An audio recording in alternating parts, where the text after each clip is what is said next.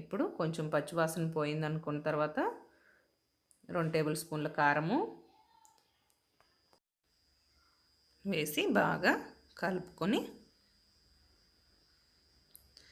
ఈ అల్లం వెల్లుల్లి పేస్ట్ ఉల్లిపాయ పచ్చివాసన పోయింది అనుకున్న తర్వాత ఇప్పుడు మనం ముందుగా మిక్సీ వేసి అట్టు పెట్టుకున్నాం కదా టమోటాలు, అవి వేసేసుకుందాం. ఇలా ప్యూరీ ఇష్టపడిన వాళ్ళు ముక్కలైనా కట్ చేసుకోవచ్చు.